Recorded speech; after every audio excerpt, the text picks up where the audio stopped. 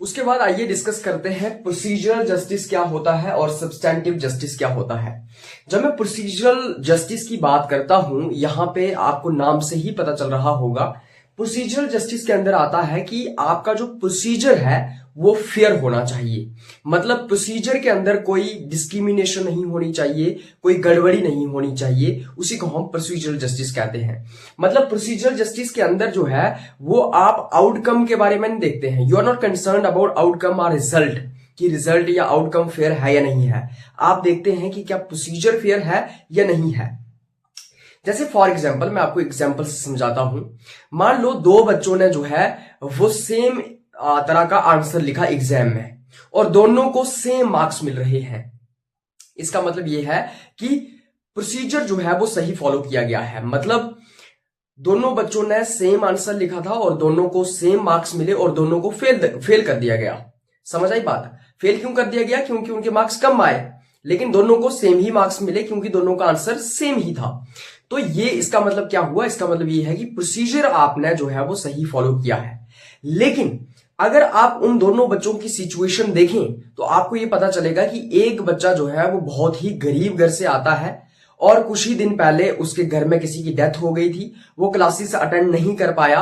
उसी के साथ साथ वो बच्चा जो है वो कहीं पे ट्यूशन नहीं पढ़ता था। लेकिन अगर मैं दूसरे बच्चे की बात करूं, उसने जानबूझ के क्लासेस अटेंड नहीं की, वो कहीं पे बाहर सिगरेट पीने चला जाता था। और दूसरी बात यह है कि वो बड़े अमीर घर से आता था और उसकी दो जगह पे ट्यूशन भी लगी हुई थी।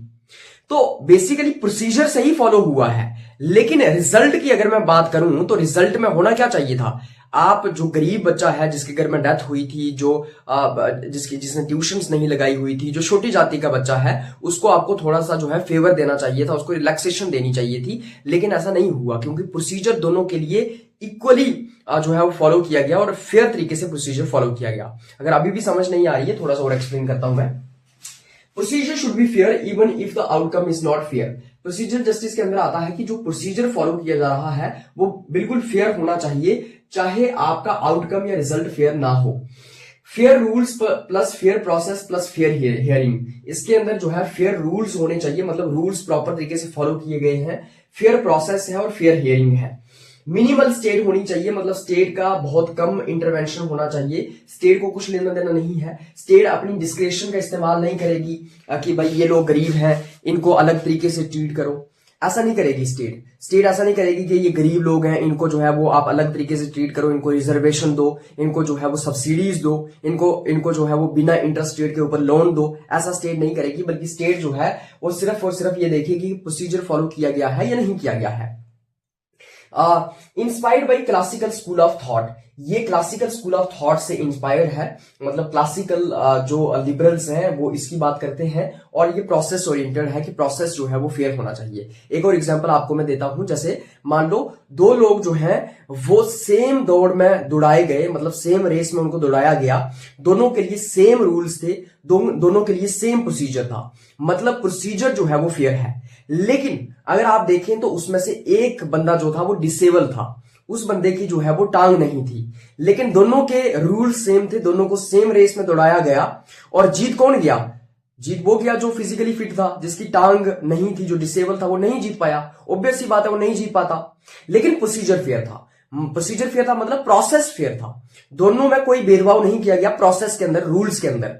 लेकिन क्या आप अगर रिजल्ट की बात करें, अगर आप आउटकम की बात करें, तो इसमें आपको क्या देखने को मिल रहा है? रिजल्ट और आउटकम की आप बात करेंगे तो आपको सामने पता चलेगा कि यहां पे ये कोई जस्टिस थोड़ी है। आपने रूल सेम रखे, इसका मतलब ये थोड़ी है कि ये जस्टिस है। इसमें तो जो लंगड़ा इंसान है उसको आपको स्पेशली ट्रीट करना चाहिए था, उसको आपको कहीं और दौड़ाना चाहिए था लंगड़ों के साथ। तो प्रोसीजरल जस्टिस के अंदर कहा जाता है कि प्रोसीजर फेयर होना चाहिए। मतलब सभी को जो है इक्वल ट्रीटमेंट मिलना चाहिए, सभी के लिए रूल सेम होने चाहिए, सभी के लिए जो है वो प्रोसीजर फेयर होना चाहिए, सभी के लिए जो है वो फेयर रूल्स फेयर प्रोसेस होना चाहिए। आउटकम जैसा भी हो, जो अपना प्रोसेस ओरिएंटेड बेसिकली अप्रोच है, आउटकम कैसा भी हो, रिजल्ट कैसा हो, इससे ये मायने नहीं रखता है। वहीं दूसरी ओर अगर मैं सब्सटेंटिव जस्टिस की बात करूं तो आप सब्सटेंटिव जस्टिस को सब्सटेंटिव इक्वालिटी के साथ रिलेट कर सकते हैं, जो पिछले लेक्चर के अंदर समझाया था। सब्सटेंटिव जस्टिस जो है ये प्रोसीजर के बारे में कंसर्न नहीं है, ये बेसिकली ये आउटकम के बारे में कंसर्न है कि आउटकम रिजल्ट कैसा है। तो प्रोसीजरल जस्टिस के अंदर, सब्सटेंटिव जस्टिस के अंदर, they are more concern about outcome, they are more concern about the result, not process, not procedure. Fair outcome even if rules need adjustment. इसके अंदर कहा जाता है कि जो आपका आउटकम है, जो रिजल्ट है, वो फेयर होना चाहिए। रूल चाहे ऊपर नीचे कर भी दिए जाएं, कोई फर्क नहीं पड़ता। जैसे दोनों जो लोग एक रेस में दौड़ाए जा रहे थे, तो बेसिकली एक डिसेबल था, एक फिजिकली फिट था। तो आप डिसेबल को अगर स्पेशली भी ट्रीट करोगे, आप अगर डिसेबल वाले को कुछ रिलैक्सेशन भी दोगे, तो वो चलेगा, लेकिन जो आउटकम है, जो रिजल्ट है, वो फेयर होना चाहिए।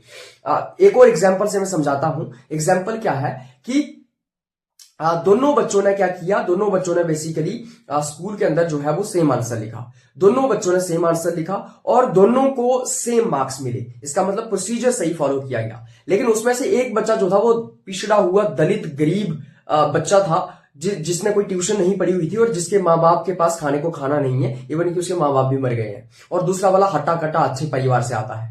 तो प्रोसीजरल जस्टिस के अंदर क्या होगा, दोनों को सेम मार्क्स मिल रहे हैं। लेकिन सब्सटेंटिव जस्टिस के अंदर जो गरीब, जो वंचित, जो पिछड़ा दलित है, उसको आप रिलैक्सेशन दोगे, उसको आप थोड़ा सा स्पेशली ट्रीट करोगे क्योंकि वो पिछड़ा हुआ है। तो they are more concern about the result. इसके अंदर सब्सटेंटिव जस्टिस के अंदर रिजल्ट के ऊपर ज्यादा फोकस किया जाता है। मतलब आप अमीरों को और गरीबों को सेम तरीके से ट्रीट नहीं करोगे। बेसिकली आप गरीबों को स्पेशली ट्रीट करोगे, उनको रिजर्वेशन दोगे। जो छोटी जाति के लोग हैं, सो कॉल्ड लोअर कास्ट के लोग, उनको आप रिजर्वेशन दोगे, स्पेशली ट्रीट करोगे। You will not be treating the both rich and poor in a same way. If you are treating rich and poor in the same way, if the procedure is fair for the both, if the procedure is same for the both, then it is not substantive justice, it is procedural justice. But when you are treating poor people more specially, when you are treating the people from lower caste more specially, you are giving reservation to those people. Now the rules are not same for both rich and poor, because the reservation is being given to the poor, because special treatment is being given to the poor. So rules are not same for rich and poor. You are not treating rich and poor in the same way.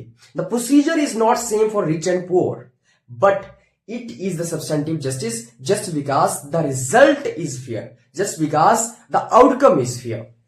तो यहां पे state की intervention को allow किया जाता है कि state को इंटरवीन करना चाहिए। पिछड़े हुए लोगों को स्टेट को रिजर्वेशन देनी चाहिए, उनको स्पेशली ट्रीट करना चाहिए, और यहां पे वेलफेयर स्टेट की बात की जाती है। तो ये हमारे पास आता है प्रोसीजरल जस्टिस और सब्सटेंटिव जस्टिस। आपको ये ध्यान रखना है, प्रोसीजरल जस्टिस ये कहता है कि भाई रूल्स वगैरह सही फॉलो किए जाने चाहिए, लीगल प्रोसेस सही फॉलो होना चाहिए, सभी को आपको फेयर वे में जो है वो प्रोसीजर को फॉलो करना है। लेकिन सब्सटेंटिव जस्टिस के अंदर कहा जाता है कि प्रोसीजर अगर ऊपर नीचे हो जाता है चलता है, अगर रूल्स ऊपर नीचे हो जाते हैं तो चलते हैं, और अगर रूल्स अलग अलग हो जाते हैं तो चलते हैं, लेकिन आपका जो आउटकम है, जो रिजल्ट है, वो फेयर होना चाहिए।